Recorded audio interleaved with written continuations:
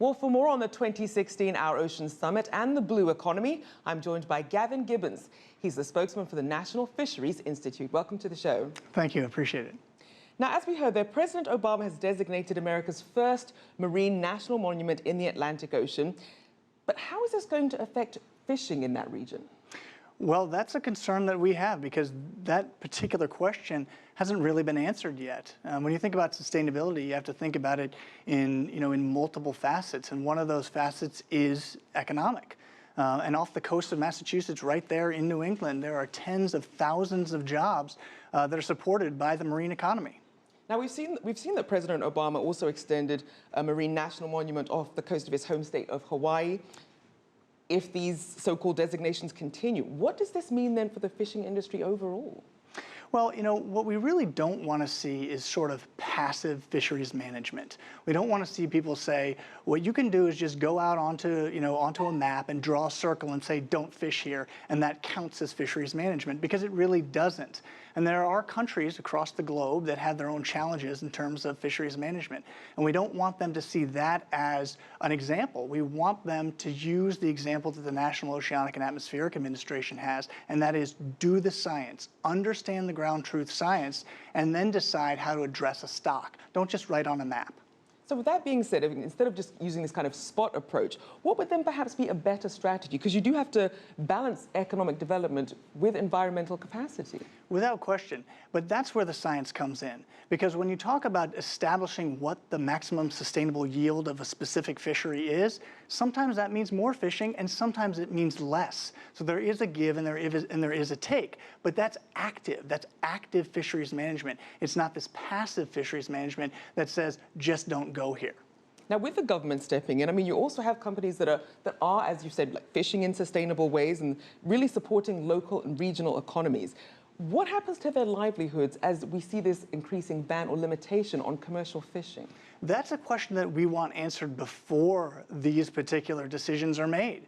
If you think about New England, you think about what the places that this is going to affect, what about the people that provide the ice to the boats? What about the people that provide the fuel to the boats or the insurance for the captains that take those boats out? This is the sort of trickle-down effort that we need to have addressed before these decisions are made. That's the economic part and the social part. So then, with that being said, are there any countries that perhaps are a good example of getting it right? Absolutely. The U.S. does have a platinum level sustainability program in terms of NOAA's efforts with fisheries, but so does Norway, and so does Iceland, and so does, for instance, New Zealand. So there are countries that are doing it right, and we applaud them, and we want to see more of that globally. Now, another issue, obviously, that's being spoken about at the Ocean Summit is the current rate of plastic being found in the oceans. According to Secretary of State John Kerry, he said that by 2050, at the current rate, for every 1 ton of plastic, there'll be 3 tons of fish in the water. What responsibility do you think perhaps manufacturers and consumers and governments should be playing in that? Well, this is the type of oversight that falls under that sustainability, pillar of the environment. That absolutely has to be addressed, and it has to be addressed all the way back to the source, really. And the source certainly is not those that are working the water, that are out there trying to harvest the fish. And what about consumers? Should more pressure be put on them? Should more pressure be put on manufacturers to be more responsible about what happens then to their products after they leave? Perhaps not pressure, but education. Education is key when it comes to those type of environmental efforts. Now, Towards COP22 was a recent conference that was held in Mauritius, and it explored how Africa's blue economy could perhaps lead to growth, job creation, and even alleviate poverty. Are there any other countries that are really kind of leading the way with these initiatives without having to resort to these designated areas? Well, let's remember, when you think about something like the blue economy, you have to remember that globally, the only way that seafood intake is going to increase is actually fish farming.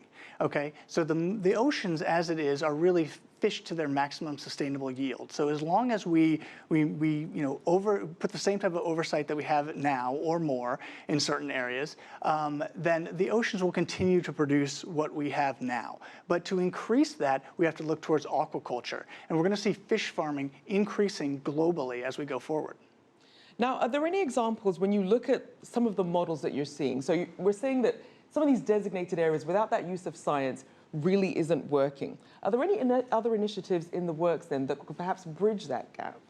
Well, you have to have that active oversight that I'm talking about. You have to understand what the fishery population is doing and whether it's growing or whether it's shrinking. This isn't a joke when you say that fish don't recognize borders. You could draw a circle on a map and say you can't fish here, but that doesn't mean the fish aren't going to swim out of that area. I mean, again, it sounds pedestrian, but it's real. So you have to address that science, that stock assessment science first before you do anything other than that. Well, science and education definitely seem to be the key. We'll have to leave it there. Thank you so much for joining us, Gavin Gibbons from the National Fisheries Institute. Thanks for having me.